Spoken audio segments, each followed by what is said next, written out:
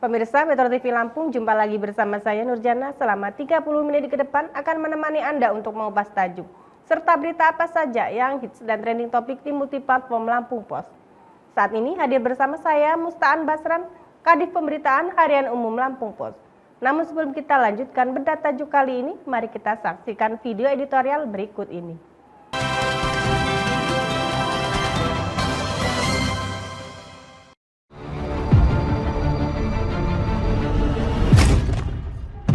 Pemilu sukses, partisipasi tinggi. Pemilihan umum atau pemilu, galibnya adalah pesta besar. Pesta demokrasi yang akan menentukan pemimpin yang akan menjadi pengendali negara ke arah yang lebih baik. Penyelenggaraan hajat yang menentukan nasib bangsa dan negara mesti disiapkan dan dilakukan dengan matang. Pasal 2 Undang-Undang Nomor 7 Tahun 2017 tentang Pemilihan Umum menyatakan pemilu memiliki 6 asas penting, yakni langsung, umum, bebas, rahasia, jujur, dan adil atau luber jurdil. Komisi Pemilihan Umum atau KPU, Badan Pengawas Pemilu atau Bawaslu, dan Dewan Kehormatan Penyelenggara Pemilu atau DKPP sebagai penyelenggara pemilu dituntut menjalankan tugasnya sesuai undang-undang. Jangan sampai penyelenggaraan pesta 5 tahunan ternoda. Pemungutan suara pemilihan presiden dan pemilihan legislatif digelar bersamaan pada 14 Februari 2024. Hasil rapat pleno terbuka, rekapitulasi daftar pemilih tetap atau DPT tingkat nasional pemilu 2024, KPU Pusat menetapkan 204.807.222 pemilih. Untuk Lampung, jumlah pemilih yang masuk DPT mencapai 6.539.128. Jumlah itu terdiri dari 3.326.334 laki-laki dan 3.212.794 perempuan. DPT terbanyak terdapat di Lampung Tengah dengan 1.020.141 pemilih, sedangkan DPT terkecil pesisir barat dengan jumlah 119.655 pemilih. Berdasarkan data DPT, ditetapkan jumlah tempat pemungutan suara atau TPS 25.825 yang tersebar di 15 kabupaten kota. TPS terbagi reguler 25.787 dan 38 TPS khusus. Harapan besar pada pelaksanaan Pilpres 2024 adalah meningkatnya partisipasi jumlah pemilih. Asa yang cukup wajar mengingat pada pemilu 2019 jumlah pemilih yang tidak menggunakan hak pilihnya mencapai 34,75 juta orang. Pertarungan menuju RI 1 menampilkan para tokoh yang cukup menarik.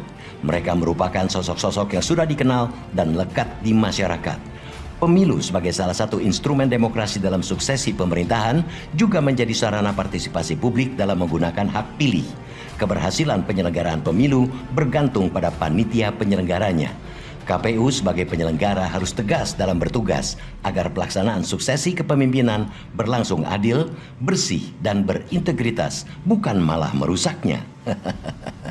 Kepribadian anggota KPU jangan tercela, harus menjadi teladan bagi masyarakat. Banyak pihak yang menginginkan pemilu berjalan lancar. Sosialisasi penyelenggaraan pesta demokrasi kepada masyarakat harus terus dilakukan KPU. Pemilu bukan hanya bagian dari pemilihan calon pemimpin, tapi juga menjadi sarana pendidikan demokrasi bagi rakyat. Untuk itu, lembaga penyelenggara pemilu ini jangan bermain api dengan melakukan hal-hal yang justru bisa mencederai proses pemilu itu sendiri. KPU sebagai penyelenggara pemilu harus bisa tertib dengan menempatkan nilai profesionalisme, kejujuran, dan keadilan bagi seluruh peserta pemilu. KPU harus bisa bekerja dan berdiri di atas kepentingan semua parpol dan peserta pemilu. Begitupun pemerintah harus bisa memastikan pemilu dapat terselenggara secara langsung, umum, bebas, rahasia, jujur, dan adil. Kita menuntut agar KPU dan Bawaslu yang berintegritaslah sehingga dapat tercipta pemilu yang berkualitas, jujur, dan adil. Tidak hanya itu, kedua lembaga ini juga harus dapat menjalankan kerja dengan netral. Kita semua ingin merasakan Pilpres berjalan seperti layaknya pesta demokrasi. Harapannya, pemilu mendatang bisa berlangsung secara tertib, tenang, serta diikuti partisipasi publik yang lebih hebat.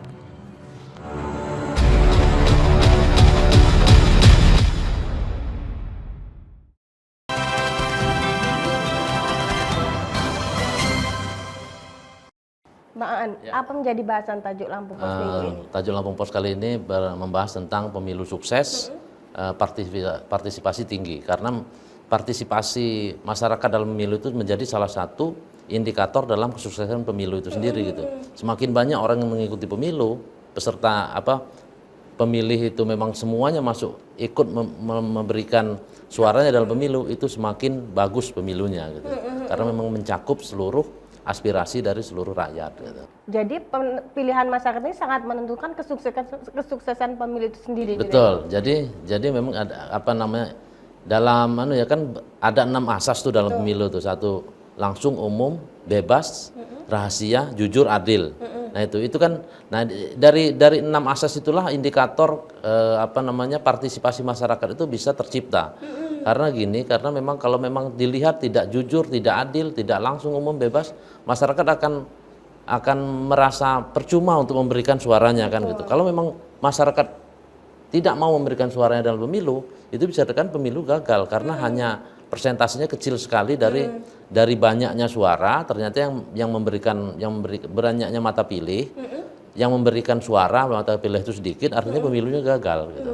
Nah kemudian pemilu di 2024 ini sebentar lagi. Ya. Nah bagaimana Bang upaya agar masyarakat itu mau dan sukarela untuk datang memilih, menyalurkan hak pilih mereka seperti apa? Nah memang ada beberapa sebenarnya ada beberapa program yang harus dijalankan. Misalnya KPU memberikan sosialisasi dan edukasi kepada masyarakat tentang pentingnya pemilu, pentingnya satu suara untuk 5 tahun ke depan. Itu benar-benar harus digaungkan gitu loh. Jangan sampai masyarakat menganggap sepele suara dia yang hanya satu, tidak akan merubah masa depan Indonesia dalam 5 tahun ke depan. Itu salah. Jadi satu suara itu benar-benar akan menentukan suara masyarakat ke depan. Pada saat satu suara itu bisa membuat selisih berbeda antar partai politik, itu kan artinya berubah juga nanti haluan-haluan bernegara itu sesuai dengan ideologi partai politik kan gitu. Artinya memang itu salah satunya sosialisasi dan edukasi. Kemudian juga banyak sekali yang misalnya dari sekolah-sekolah harus diberikan sosialisasi juga ke pemilih pemula. Oke, baik Bang Aan, kita jeda sejenak. Ya. Pemirsa Metro TV Lampung, jangan kemana-mana, kami akan kembali sesaat lagi. Tetaplah bersama kami.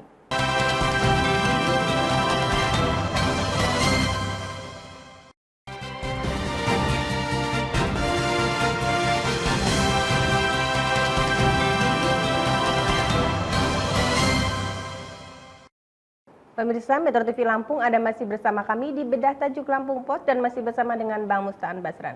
Baik Bang Aan, tadi kesuksesan pemilih adalah menentukan pemilunya sebenarnya. Ya, kesuksesan pemilu itu indikatornya salah satu adalah partisipasi pemilih dalam memberikan suaranya kan gitu ya. Nah, sementara di Indonesia sendiri dari 270 jumlah penduduk itu ada 204 pemilih atau pemegang hak suara dalam pemilu 2024 mendatang gitu. Jadi harapannya adalah 200 atau bahkan 204 itu semua memilih atau berangkat ke TPS untuk memberikan suaranya. Apapun yang dipilih, yang penting mereka memberikan suara gitu. Tidak golput. Tidak golput gitu. Artinya sekarang para penyelenggara juga sudah menyiapkan untuk itu ya Bang, baik sosialisasi maupun alat-alat peraga atau kesuksesan lainnya. Betul, karena kan tingkat partisipasi masyarakat itu bukan tidak hanya masyarakat tidak mau datang ke TPS. Betul. Tapi dia datang memilih dengan cara yang salah. Jadi tidak terhitung suaranya, itu juga salah satu kegagalan. Makanya KPU harus memberikan sosialisasi dan edukasi kepada masyarakat bahwa apa sih yang harus dicoblos gitu loh. Apakah partainya, apakah calonnya, apakah nomornya kan gitu. Itu yang harus diberikan ini. Daripada mereka datang ke TPS tidak tahu apa-apa, tiba-tiba mereka misalnya mencoblos garis. Betul. Ternyata salah kan gitu. Tidak terhitung suaranya, sayang kan. Betul. Nah itu juga yang harus digencarkan oleh para penyelenggara. Betul. Untuk kesuksesan pemilu itu sendiri ya Bang. Nah, patokannya kan memang kalau di atas 70 aja sudah lumayan, 70% ya. 70% dari 204 itu ada kemungkinan sekitar 140 atau 70%-nya ya. Nah Lampung sendiri itu ada sekitar 6 jutaan mata pilih di Lampung. Itu yang memang memberikan hak pilihnya itu sangat sayang sekali kalau tidak mencapai di atas 70% gitu. Lampung ini mata pilih terbanyak kedua di Sumatera setelah Sumatera Utara. Gitu. Sumatera Utara itu ada sekitar 8 sampai 9 juta, Lampung sendiri 6 juta gitu. Nah, kemudian ada pemilih pemula nih sangat potensial juga untuk mata pilih nih. Kalau di Lampung Bang, untuk pemilih pemula sendiri seperti apa di Lampung? Nah, pemilih pemula ini sendiri ini sesuai dengan apa ya? Sesuai dengan kemarin yang digembar-gemborkan bonus demografi. Ternyata kalangan Gen Z dan milenial itu menguasai mata pilih, jumlah mata pilih yang ada di Lampung. Ada sekitar 60 sampai 70% dari mata pilih itu adalah generasi muda, pemilih pemula dan pemilih muda ya, beda ya. Pemilih pemula itu mereka yang baru akan memilih, pemilih muda itu yang memang tatarannya baru sekali atau 2 kali memilih. Gitu. Tadi juga sempat disinggung bahwa politik ini bisa kampanye masuk di kampus. Nah, ini seperti apa Bang? Ya, mall kampus itu kan salah satunya memang tempat yang terbuka, cuman memang dalam hal ini tidak boleh mempengaruhi untuk kalangan kampus untuk politik praktis ya. Mereka boleh berkampanye, tapi mereka mengkampanyekannya itu memberi edukasi tentang apa sih program-program yang akan diusung mereka segala macam. Artinya juga mereka juga harus masih ada batas-batas dalam melakukan kampanye atau sosialisasi di kampus gitu. Mungkin Bang ada tips atau trik sendiri masyarakat agar tertarik gitu seperti itu untuk datang ke TPS ini seperti apa? Nah, itu sebenarnya gitu. Banyak sih ya yang sudah dilakukan panitia-panitia itu ya. Mulai dari menggunakan pakaian adat. Itu kan unik, yang unik-unik itu kan masyarakat pasti senang tuh lihat. Pakaian adat. Mungkin juga ada juga yang beberapa TPS yang mungkin menyediakan minuman atau menyediakan makanan. Pokoknya hal-hal yang unik gitu ya.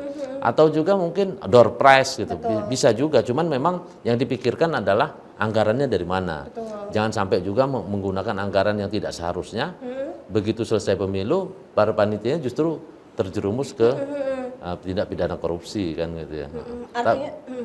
Tapi yang jelas memang panitia harus sebisa mungkin untuk menarik para pemilih pemula itu untuk datang ke TPS. Nah, biasanya juga para penyelenggara juga menyiapkan bagi para pemilih yang tidak bisa datang ke TPS langsung. Nah, ini mungkin ada tahun ini juga seperti itu sebenarnya. Ya, itu juga salah satu yang namanya safari pemilih atau atau mereka mendatangi pemilih yang di rumah sakit ya, memberikan surat suaranya, kemudian yang sakit itu mencoblos, atau memang ada orang sepuh yang masih punya hak pilih, kemudian mungkin saudara atau anaknya dia menentukan pilihan apa, anaknya yang melakukan pemilihan gitu.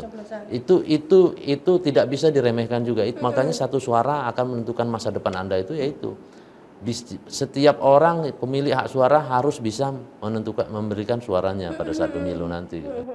Artinya di sini yang ditekankan adalah kesadaran masyarakat itu yang paling penting begitu ya Bang, selain para penyelenggara tadi yang sudah melakukan sosialisasi. Semakin bagus kalau memang pada saat masyarakat merasa hak pilihnya tidak diberikan oleh panitia, dia protes. Itu sangat bagus gitu. Artinya ada kesadaran masyarakat bahwa pilihannya ini benar-benar berguna untuk masa depan bangsa kan gitu ya. Tapi biasanya di pas pelaksanaan itu ada hal-hal yang tidak diinginkan atau di luar dugaan gitu, misalnya tidak punya KTP atau pindah domisili. Nah, mungkin itu hal-hal itu juga yang perlu diantisipasi. Nah, itu juga mestinya memang harus diberikan solusi oleh panitia. Bagaimana cara memberikan pada saat ada kendala seperti itu ya. Jangan sampai suara mereka juga tidak terakomodasi gitu ya. Jadi akhirnya memang sama seperti kemarin misalnya hanya menunjukkan KTP dia bisa memilih gitu, dengan jaminan bahwa dia belum memilih, dia belum pernah dia melakukan pemilihan. Misalnya dengan tanda tinta ya, jangan sampai pilihan ganda itu juga, tanda tinta yang mungkin kualitasnya lebih bagus lagi agar tidak mudah hilang dan mulai luntur gitu ya. Artinya dapat dilihat bahwa dia memang belum memilih, dia berhak diberikan hak pilihnya gitu. Nah itu harus banyak memang solusi-solusi yang harus diberikan oleh panitia demi suksesnya pemilu 2024 terutama dalam hal partisipasi masyarakat dalam memilih ini. Artinya pemilu ini harus dimaknai benar-benar sebagai pesta demokrasi bagi masyarakat seperti itu ya Bang? Masyarakat memang harus memaknainya seperti itu. Artinya semua bergembira tanpa tekanan ya. Makanya itulah asasnya itu tadi, langsung, umum, bebas, rahasia, jujur, adil itu ya. Artinya memang masyarakat tanpa tekanan datang ke TPS harusnya ini idealnya. Tanpa tekanan datang ke TPS, memberikan hak suaranya, kemudian dia bisa merahasiakan apa pilihannya gitu kan. Karena memang semua itu harus bebas dari segala tekanan gitu. Walaupun mungkin ada serangan fajar. Itu kita tidak bisa menafikan ya. Beberapa kali pesta demokrasi ternyata ada praktek seperti itu gitu ya. Money politik, kemudian juga sarung politik mungkin gitu ya. Ambal politik itu udah bukan rahasia lagi, tapi mudah-mudahan Bawaslu bisa bergerak dengan baik gitu agar memang partisipasi pemilih ini meningkat, tapi dengan dengan prinsip mereka memilih dengan independen tanpa tekanan gitu ya. Kesadaran mereka sendiri untuk memilih siapa yang dipilih mereka gitu. Pemimpin siapa yang dipilih mereka gitu. Oke, baik Pak, kita jeda sejenak. Pemirsa Metro TV Lampung, jangan kemana-mana, kami akan kembali sesaat lagi. Tetaplah bersama kami.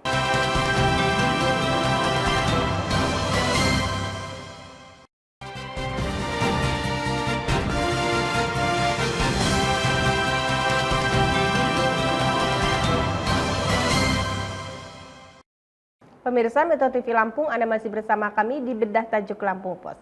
Di segmen kali ini kita akan membahas berita apa saja yang hits dan trending topik di multiplatform Lampung Pos. Mulai dari lampos.co, lampungpos.id, serta sai100fm.id. Saat ini sudah ada 5 berita trending topik di lampos.co, diantaranya 4 pelajar ditetapkan tersangka dalam tawuran yang menewaskan pelajar. Ini pemicu tawuran yang tewaskan pelajar di Bandar Lampung. APBD Perubahan Kabupaten Tanggamus tahun 2023 mengalami penurunan. Harga cabai rawit di Mesuji melambung tinggi. Terakhir, kesal buah kelapa di belakang rumah hilang, pria ini bacok tetangganya. Memang masih viral atau masih trending ya, hangat dari perbincangan itu adalah tawuran. Tawuran pelajar ini memang sudah mencapai fase-fase yang sangat mengkhawatirkan ya. Karena memang ternyata sudah mulai korban jiwa nih. Korban jiwanya di beberapa kejadian itu ternyata ada korban jiwa walaupun luka gitu. Kali ini ternyata meninggal dunia gitu. Meninggal dunia ini kan Lampung seperti kehilangan salah satu generasi muda calon pemimpin bangsa ke depan dengan meninggalnya satu ini gitu. Karena orang tidak tahu loh akan jadi apa siswa yang meninggal itu nanti. Tapi tiba-tiba karena dia ikut oleh terbujuk rayu sama teman-temannya untuk mengikuti tawuran yang katanya hanya untuk mencari eksistensi diri.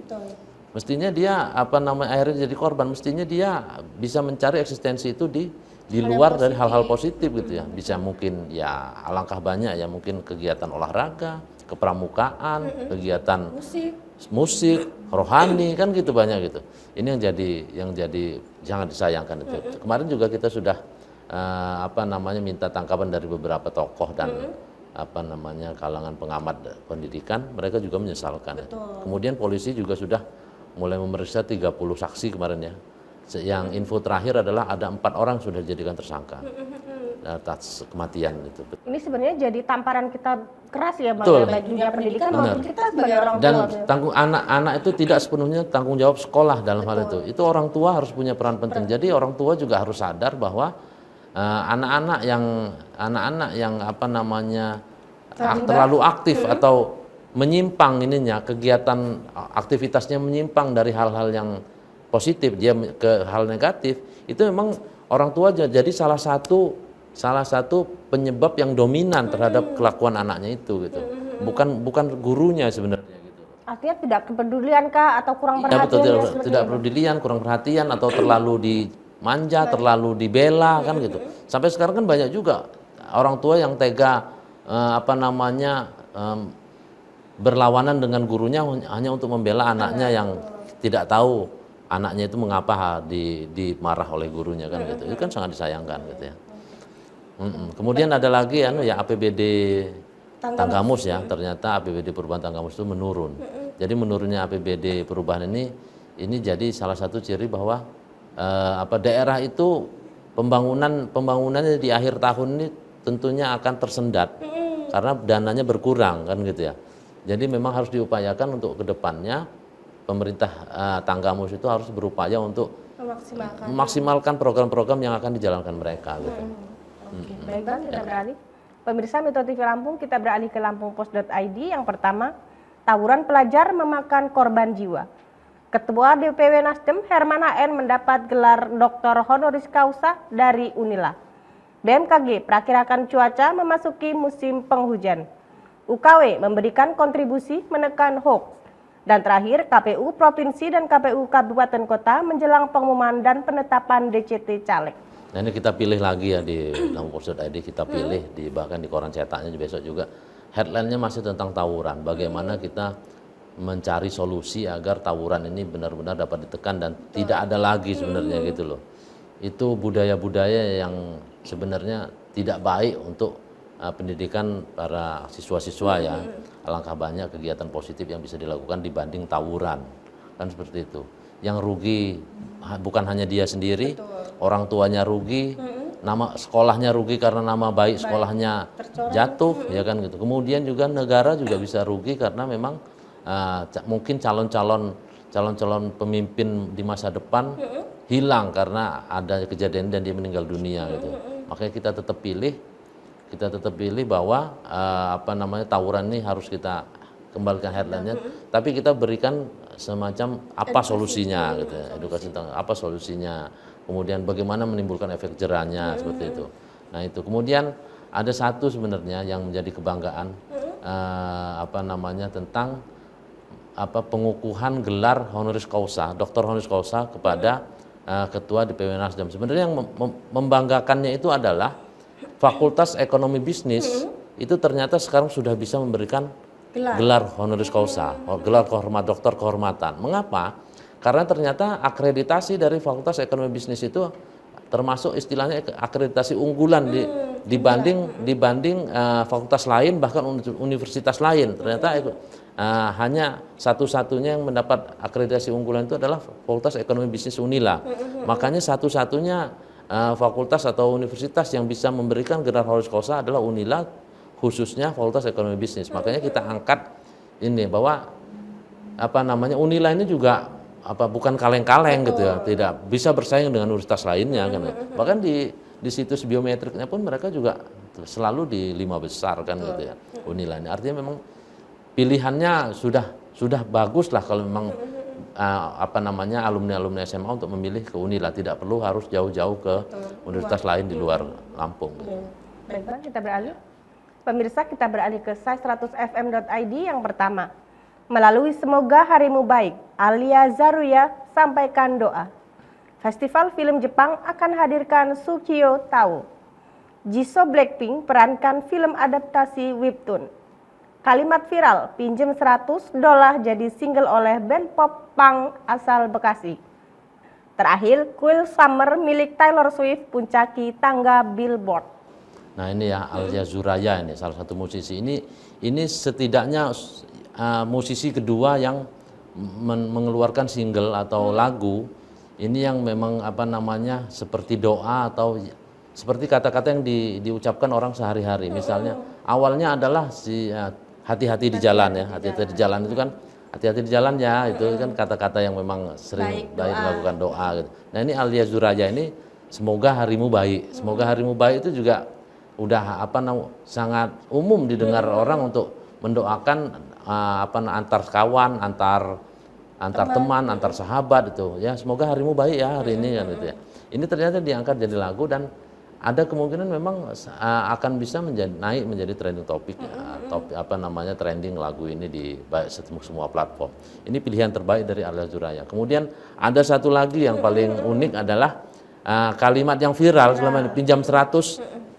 Itu kan memang di mana-mana ya, di medsos, di platform TikTok, platform Snack itu banyak sekali orang pinjam 100 itu ya sebagai candaan kan ya. Ini diangkat menjadi lagu oleh band pop punk ya asal Bekasi ya. Ini juga menjadi menjadi hal baik dan unik dan pasti orang juga akan banyak mendengar. Mereka akan penasaran seperti apa sih lagunya gitu. Baik, Bang, terima kasih sudah hadir di studio Metro TV Lampung. Pemirsa Metro TV Lampung, demikianlah tadi bedah tajuk Lampung Pos kali ini. Jangan lupa untuk update informasinya dengan membaca Harian Umum Lampung Pos serta kunjungi websitenya di lampos.co, lampungpos.id, serta dengarkan Sai 100 FM dan kunjungi websitenya di sai100fm.id. Saya Nurjana bersama kru yang bertugas mengucapkan terima kasih dan sampai jumpa.